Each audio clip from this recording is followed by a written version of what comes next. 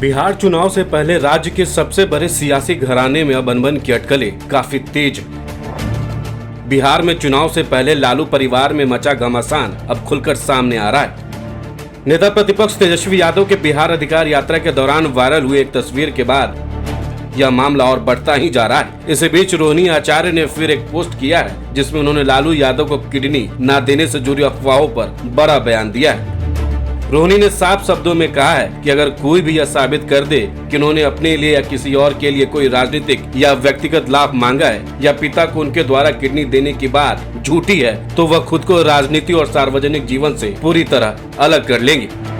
रोहिणी के इस पोस्ट ने फिर एक बार लालू परिवार के अंदरूनी कलह को सामने ला दिया है, जिससे कि यह चर्चा का विषय बन गया है। दरअसल लालू परिवार में कलह बढ़ने के बाद रोहिणी आचार्य पर ही तरह तरह के आरोप लग रहे हैं। अब किडनी देने को झूठ बताने पर रोहिणी ने साफ तौर पर कहा है कि मेरी खुली चुनौती है सभी गंदी सोच रखने वालों और ऐसे लोगों को सह दे रहे तमाम लोगों को कि अगर कोई ये साबित कर दे कि मैंने अपने या किसी और के लिए भी कभी कोई मांग किसी के पास रखी और अपने आदरणीय पिता को मेरे जरिए अपनी किडनी दिया जाना झूठ है तो राजनीतिक और सार्वजनिक जीवन से खुद को अलग कर लूंगी।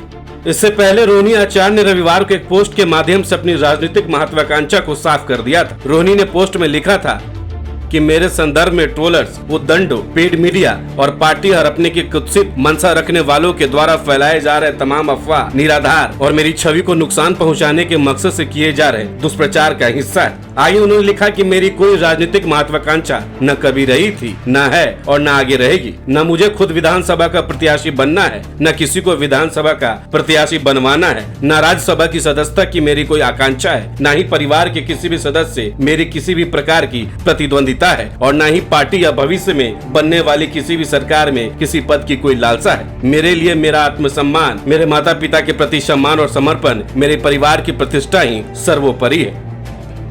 आपको बता दें कि रोहिणी ने रविवार को सोशल मीडिया साइट एक्स पर लालू यादव, राबड़ी देवी, तेजस्वी यादव, तेज प्रताप यादव, मीसा भारती और पार्टी के अन्य नेताओं को अनफॉलो कर दिया था। इससे पहले रोहिणी 100 से ज्यादा लोगों और संगठनों को हैंडल फॉलो करती थी। मौजूदा वक्त में उनके प्रोफाइल पर फॉलोइंग लिस्ट में सिर्फ 3 अकाउंट नजर आ रहे हैं जो पहले 61 थे।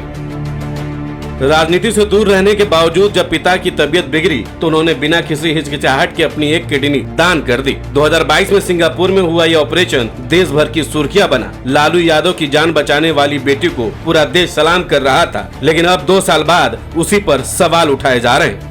बता दें कि 2024 लोकसभा चुनाव में रोहिणी को सारण सीट से आरजेडी का टिकट मिला था, जहां उन्होंने काफी मजबूत अभियान चलाया। लालू यादव की राजनीतिक विरासत को आगे ले जाने के लिए पार्टी उन्हें अगली पीढ़ी का चेहरा बताया। ऐसे में कुछ जानकार मानते हैं कि रोहिणी को निशाना बनाकर आरजेडी की साख को चोट पहुंचाने की कोशिश हो रही है।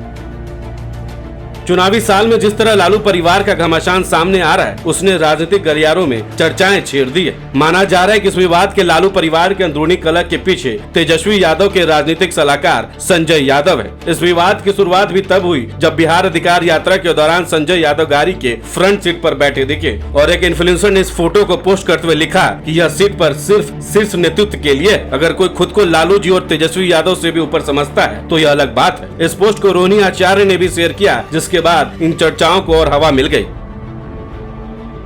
इससे पहले तेज प्रताप यादव भी संजय यादव का बिना नाम लिए उन्हें जयचंद कह चुके हैं। हालांकि इससे पहले भी रोहिणी आचार्य ये कह चुकी हैं कि मेरी कोई राजनीतिक महत्वाकांक्षा नहीं है और न ही आगे रहेगी। इसके बावजूद क्यों और किस लिए उन पर इस तरह की बातें की जा रही हैं, ये तो उनके परिवार के लोग ही बता सकते हैं। आपको क्या लगता है? अपनी राय हमें कमेंट करके जरूर बताएं। बहुत बहुत शुक्रिया।